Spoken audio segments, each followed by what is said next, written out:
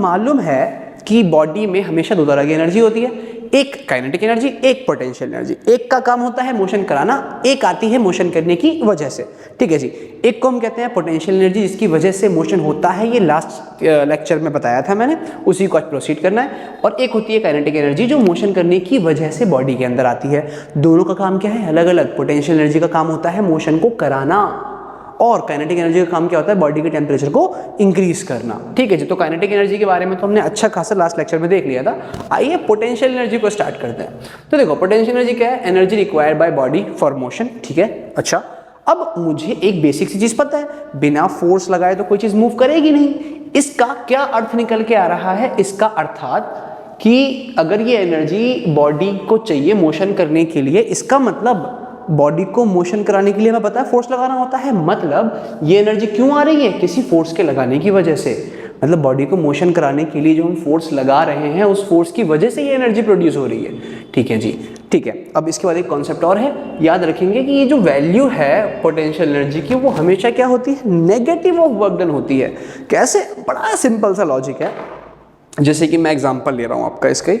देखो, मुझे मालूम है, अभी सपोज कर लो मेरा हाथ अर्थ का सरफेस है, क्या ये नीचे जा रहा है? नहीं ना। क्या इसका मतलब? सिंपल है, मोशन नहीं हो रहा, मतलब कोई एनर्जी नहीं है। लेकिन जैसे ही मैं इसको उठाऊंगा और छोड़ूंगा, नीचे मूव करता है। इसका मतलब उठाने की वजह से इसके अंदर मोशन करने के लिए एनर्जी आ गई, तभी तो छोड़ने की वजह से नीचे जा रहा है ना। इसको और ऊपर उठाऊंगा, छोड़ूंगा, तो और ज़्यादा एनर्जी से नीचे आ रहा है। अब और ज़्यादा एनर्जी से नीचे आ रहा है, इसका सिंपल सा क्या मतलब है कि जितना मैं इसको ऊपर लेकर के जा रहा हूँ, इसके अंदर मोशन करने के लिए उतनी ज़्यादा एनर्जी आ रही है। और जब मैं ऊपर लेकर के जा रहा हूँ तो मैं कर क्या रहा हूँ? डिस्प्लेसमेंट ज़्यादा करा रहा हूँ। और जितना मैं डिस्प्लेसमेंट करा रहा हूँ, मतलब बॉडी में मैं उतना वर्क करा रहा हूँ। और जितना वर्क करा रहा हूँ, जितना डिस्प्लेसमेंट करा रहा हूँ, बॉडी को छोड़ने के बाद ये उतनी ही तेज़ी से वापस आ रहा है। इसका मतलब जितना ऊपर ले गया उतनी एनर्जी इसके अंदर आ गई होगी। कौन सी एनर्जी? पोटेंशियल एनर्जी, क्योंकि उसकी वजह से ये मोशन कर रहा है। तो मुझे क्या समझ में आया कि जितना हम वर्क कर रहे हैं तभी तो पोटेंशियल एनर्जी आ रही है। अगर मैं इसको ऊपर लेकर के ही नहीं जाता, कभी मूव ही नहीं करेगा, पोटेंशियल एनर्जी ही नहीं आएगी इसके अंदर। इसका मतलब बॉडी में जो पोटेंशियल एनर्जी आ रही है वो फोर्स लगने की वजह से जो वर्क डन हुआ, जितना डिस्प्लेसमेंट कराया आपने, तो वर्क डन की वजह से ये पोटेंशियल एनर्जी आई है। और वर्क डन करा आपने ऊपर ले जाने के लिए, और जो पोटेंशियल एनर्जी जनरेट हुई है वो इसको नीचे लेकर के आ रही है, तो अपोजिट बिहेवियर है ना। इसी वजह से हम कहते हैं कि जो अपनी पोटेंशियल एनर्जी है, जिसको हम यू से रिप्रेजेंट करते हैं, वो always equal to minus of work done होती है। ठीक है जी। तो ये तो हो गया हमारा पोटेंशियल एनर्जी। अब हमें मालूम है बॉडी को मूव कराने के लिए फोर्स कई तरह के होते हैं। कहीं ग्रेविटेशनल फोर्स की वजह से मूव करेगी, कहीं पे जो है स्प्रिंग फोर्स की वजह से मूव करेगी, कहीं पे दो चार्ज पार्टिकल आपस में अट्रैक्ट रिपेल हो रहे होंगे, इलेक्ट्रोस्टैटिक फोर्स की वजह से मूव होगी, कहीं पे दो प्लैनेट्स आपस में अट्रैक्ट हो रहे हैं, ग्रेविटेशनल फोर्स लग रहा है वहाँ पर। ऐसी बहुत तरह के फोर्स हैं मोशन कराने के लिए जो बॉडी को चाहिए होते हैं। तो अब depending upon type of force, हमारी जो पोटेंशियल एनर्जी है ना, इसका भी फॉर्मूला चेंज होता रहता है, क्योंकि अप्लाइड फोर्स जो मोशन कराने के लिए चाहिए वो चेंज हो रहा है, लेकिन सेंस चेंज नहीं होगा। पोटेंशियल एनर्जी का ये सेंस डिट्टो सेम ही रहेगा। हाँ, बदलेगा क्या? जैसे कि हम यहाँ कहें कि अगर ग्रेविटेशनल फोर्स की वजह से मोशन हुआ, तो जो पोटेंशियल एनर्जी होगी उसको मैं कहूँगा ग्रेविटेशनल पोटेंशियल एनर्जी, शॉर्ट में PE। उसका फॉर्मूला होता है mgh। कैसे आया हम देखेंगे, सारी डेरिवेशन हमें करनी है। अगर स्प्रिंग फोर्स है तो मालूम है स्प्रिंग किसी ब्लॉक को अटैच करके स्प्रिंग से मैं खींच के छोड़ूंगा, वो ऑसिलेट करना शुरू कर देगा ना, मोशन कर रहा है किसी एनर्जी की वजह से। तो वहाँ पे जो एनर्जी प्रोड्यूस हुई वो स्प्रिंग के फोर्स की वजह से हुई है, तो उस पोटेंशियल एनर्जी को मैं स्प्रिंग पोटेंशियल एनर्जी कहूँगा। फॉर्मूला होता है हाफ के स्क्वायर। कैसे आएगा? सब्र करो।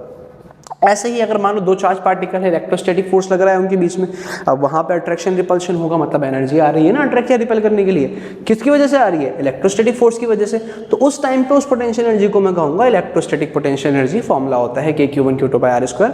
सिमिलरली ये हमारा इलास्टिक फोर्स। ये सारा आना है, बस मैंने आपको समझाया है, एग्जाम्पल दिया है ये बताने के लिए कि पोटेंशियल एनर्जी की शक्ल बदलती रहती है।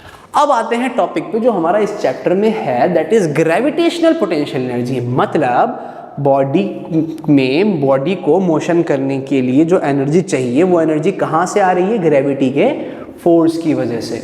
तो उसे हम कहते हैं ग्रेविटेशनल पोटेंशियल एनर्जी। और ऑब्वियस सी बात है, बॉडी को कुछ हाइट पर लेकर के आओगे, कुछ वर्क डन कराओगे, तभी तो वापस नीचे जाएगा ना।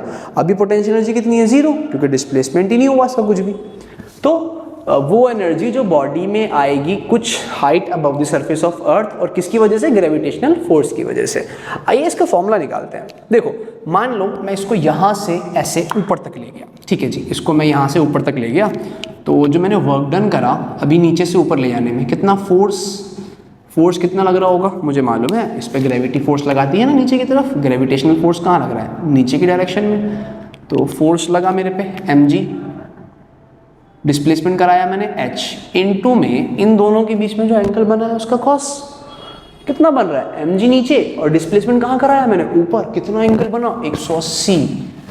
तो कॉस कितना हो गया? 180 डिग्री। डिस्प्लेसमेंट ऊपर कराया, बॉडी को ऊपर लेकर आया हूँ, फोर्स नीचे लग रहा है, ये कितना हो गया जी हमारा? Cos 180 degree. तो W का फॉर्मूला कितना हो जाएगा? माइनस का mgh, ये हमारा वर्क डन आ गया। और हमें मालूम है वर्क डन हम निकाल क्यों रहे हैं? क्योंकि जो भी पोटेंशियल एनर्जी वो हमेशा क्या होगी बच्चों? Equal to minus of work done. अब ध्यान रहे किसी भी क्लास में, किसी भी चैप्टर, किसी भी टॉपिक में अगर आप पोटेंशियल एनर्जी निकालने जाओगे तो आपको वर्क डन निकालना है, और आपको मालूम है उस वर्क डन का नेगेटिव ही पोटेंशियल एनर्जी होता है। तो जब भी हम डेरिवेशन करेंगे पोटेंशियल एनर्जी की, हम पहले निकालेंगे वर्क डन, फिर कहेंगे ये वर्क डन ही तो पोटेंशियल एनर्जी में कन्वर्ट हुआ, इस वर्क डन की वजह से तो पोटेंशियल एनर्जी आई। तो हमें मालूम है एज जो पोटेंशियल एनर्जी का जनरल फॉर्मूला होता है इक्वल टू क्या? Minus of work done. तो अगर यहाँ पुट करूंगा माइनस ऑफ माइनस का mgh, यानी पोटेंशियल एनर्जी का, किसका? ग्रेविटेशनल पोटेंशियल एनर्जी का फॉर्मूला क्या आ गया? mgh।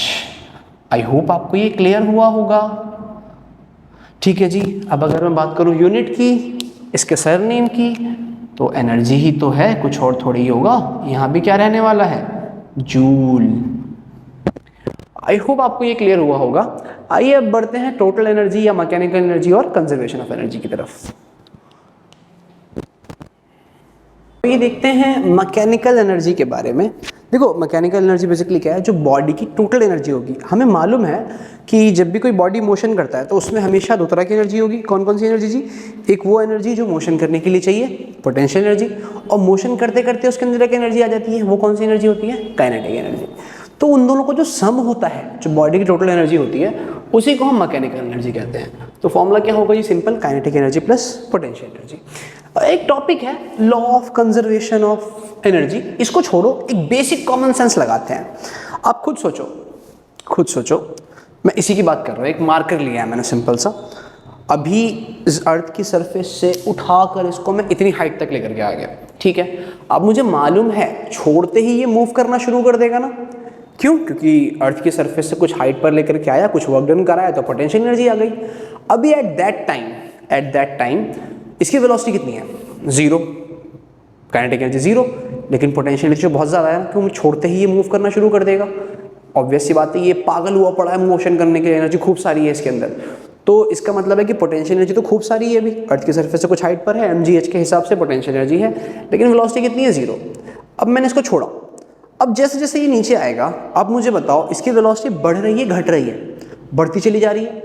वेलोसिटी बढ़ती चली जा रही है, इसका मतलब काइनेटिक एनर्जी इंक्रीज होती चली जा रही है। अच्छा, काइनेटिक एनर्जी तो इंक्रीज हो रही है, लेकिन अर्थ की सरफेस से जो हाइट है वो कम होती चली जा रही है ना। पहले ज़्यादा हाइट पे था, अब कम पे, अब कम पे और कम पे। तो पोटेंशियल एनर्जी क्या हो रही है? डिक्रीज होती चली जा रही है। पोटेंशियल एनर्जी लगातार घटती चली जा रही है और काइनेटिक एनर्जी लगातार बढ़ती चली जा रही है। इसका मतलब क्या है? ये काइनेटिक एनर्जी, पोटेंशियल एनर्जी एक दूसरे के इन्वर्स हो गए ना।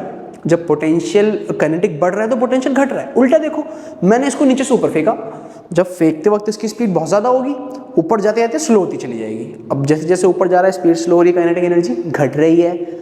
इनिशियली फेंकने से पहले अर्थ की सरफेस पे था पोटेंशियल एनर्जी 0, अब जैसे जैसे ऊपर जा रहा है वेलोसिटी तो घट रही है, काइनेटिक एनर्जी घट रही है, लेकिन अर्थ की सरफेस से हाइट तो बढ़ती चली जा रही है ना। पोटेंशियल एनर्जी क्या हो रही है? बढ़ रही है। इसका मतलब कि अगर काइनेटिक एनर्जी बढ़ाओगे पोटेंशियल घटेगा, और पोटेंशियल बढ़ाओगे तो काइनेटिक एनर्जी घटेगी। तो law of conservation of energy हमसे यही कहता है कि अगर काइनेटिक बढ़ाओगे पोटेंशियल घटेगा, पोटेंशियल घटाओगे तो काइनेटिक बढ़ेगा। ओवरऑल सम कांस्टेंट रहेगा इनका। एग्जाम्पल के लिए मैं आपको बता दूं कि मेरे पास मान लो total energy is equals to कुछ x प्लस वाई है, ठीक है, और मैं कह रहा हूँ कि इसकी वैल्यू 10 ही आनी है। तो अगर x 7 है तो y 3 हो गया, अगर x 3 है तो y 7 हो गया, अगर x 4 है तो y 6 हो गया, अगर x 6 है तो y 4 हो गया, अगर ये 5 है तो ये भी 5 हो गया, ये 2 है तो ये 8 हो गया, ये 8 है तो ये 2 हो गया। ये एक्स और वाई काइनेटिक एनर्जी और पोटेंशियल एनर्जी वेरी करेंगे, लेकिन उनका सम हमेशा कांस्टेंट रहेगा। ये आपसे कहता है कंजर्वेशन ऑफ एनर्जी की। टोटल एनर्जी तो हमेशा कांस्टेंट रहेगी। अच्छा जी, ऐसा कब रहेगा? जब बाहर से कोई फोर्स ना लग रहा हो, एक्सटर्नल फोर्स ना हो, तब टोटल एनर्जी तो कांस्टेंट रहेगी, लेकिन काइनेटिक एनर्जी और पोटेंशियल एनर्जी वेरी करती रहेंगी और एक दूसरे के इनवर्स रहेंगी। अब इसी चीज को ना हमें मैथमेटिकली प्रूफ करके दिखाना है। डेरिवेशन है 3 नंबर की, बहुत इंपॉर्टेंट है।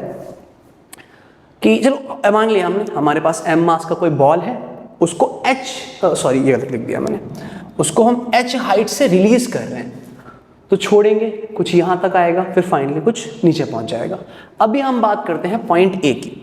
तो जब वो पॉइंट ए पर है बच्चों, तो पॉइंट ए पर जो वेलोसिटी है ए पर वो कितनी है? 0, क्योंकि ड्रॉप किया है, ठीक है। और उसकी जो हाइट है ए पर वो कितनी है? h के बराबर।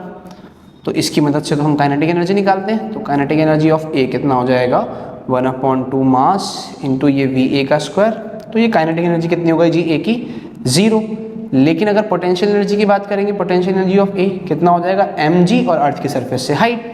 तो अगर मैं इस केस में टोटल एनर्जी निकालूँ ए पर, तो कितना? Kinetic energy of A plus potential energy of A, यानी सिंपल कितना हो जाएगा? 0 + mgh। सिंपल कितना हो जाएगा आपका? mgh। तो टोटल एनर्जी ए पर कितनी आ गई? mgh। ऐसे बी पर निकालते हैं काइनेटिक एनर्जी पोटेंशियल एनर्जी। तो पहले मुझे निकालना है वेलोसिटी ऑफ बी कितनी है, नहीं मालूम, और हाइट ऑफ बी कितना है? x। जब बी पर चला गया तो हाइट कितनी हो गई जी उसकी? x, अर्थ की सरफेस से। तो फिलहाल हमारा काम काइनेटिक पोटेंशियल एनर्जी तो चलो निकाल लेंगे, पोटेंशियल एनर्जी में तो कोई दिक्कत नहीं है। पोटेंशियल एनर्जी अगर बी पर निकालते हैं तो simple mg into height of B कर देंगे। तो पोटेंशियल एनर्जी ऑफ बी कितनी आ गई मेरे पास? mgx। प्रॉब्लम कहाँ पे है? वेलोसिटी ऑफ बी नहीं मिल रही है, उसे निकालना है। बड़ा सिंपल है, हमें मालूम है वहाँ से नीचे आ रहा है, यहाँ पे पहुँच के इसकी कुछ वेलोसिटी हो गई है, मैं इसको कह रहा हूँ vb। अच्छा, और ऊपर से नीचे आने में, यहाँ तक आने में, ए से बी पॉइंट तक आने में इसने कितना हाइट कवर कर लिया, कितना डिस्प्लेसमेंट कवर कर लिया? ये पूरा h है, ये x है, तो ये कितना हो जाएगा? h - x। ये डिस्प्लेसमेंट कितना किया है? h - x। मुझे चाहिए va, इनिशियल वेलोसिटी 0 है, फाइनल निकालनी है, डिस्प्लेसमेंट दे रखा है। कौन सी इक्वेशन लगाएंगे? थर्ड वाली। टाइम की बात नहीं कर रहा, टाइम की बात जब भी नहीं करेगा हमेशा थर्ड इक्वेशन अप्लाई करनी है। तो अप्लाई करते हैं। Final speed v² - 0 = 2। डिस्प्लेसमेंट कितना है जी? h - x। और एक्सेलरेशन कितना लगता है? g। तो जो ये vb² है that is equal to 2g, है ना, 2 एक्सेलरेशन और डिस्प्लेसमेंट 2g इंटू में कितना हो गया? h - x। इसको मैं ऐसे ही रहने देता हूँ, स्क्वायर नहीं खोलता। क्यों? क्योंकि जब मैं काइनेटिक एनर्जी ऑफ b निकालूंगा तो 1/2 m इंटू vb² करना पड़ेगा ना। तो vb² हमारे पास जिंदा जिंदा यहाँ पर है, तो काइनेटिक एनर्जी ऑफ b कितना आ गया? 1/2 m। और इसकी जगह पे हम क्या करेंगे? 2g इंटू में h - x। 2 से 2 गया तो काइनेटिक एनर्जी ऑफ b कितनी आ गई? mg इंटू में h - x। तो काइनेटिक एनर्जी भी मिल गया बी पर और पोटेंशियल एनर्जी भी। अब निकालते हैं टोटल एनर्जी बी की। तो that is equal to kinetic energy of B plus potential energy of B.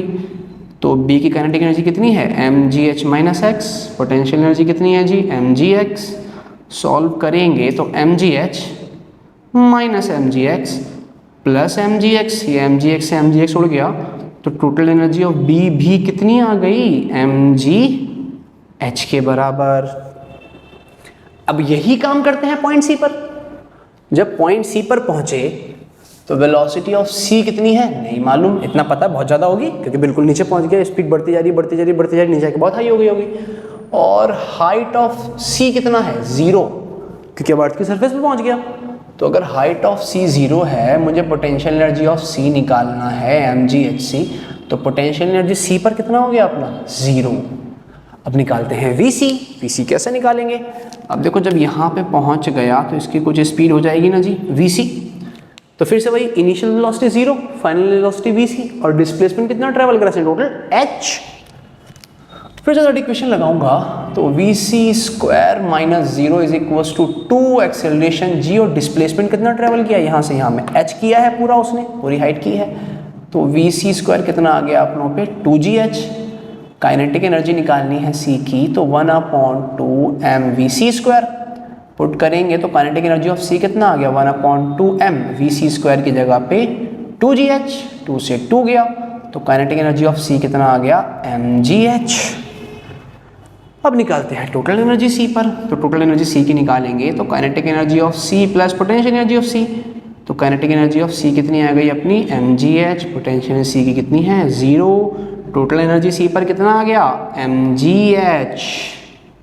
देखो जो एनर्जी ए पर वही एनर्जी टोटल बी पर, वही टोटल एनर्जी सी पर, तो हम क्या लिखेंगे हैनस नहीं, पहले लिखेंगे एज, जो आपका टोटल एनर्जी ए पर है बराबर है टोटल एनर्जी बी के बराबर है टोटल एनर्जी सी के, hence total energy always remains conserved. Writing पर मत जाइएगा, आई होप आपको समझ में आ रहा है मैंने क्या लिखा है। तो उम्मीद करता हूं कि ये टॉपिक भी आपको क्लियर हुआ होगा। मिलते हैं अगले लेक्चर में स्प्रिंग के साथ।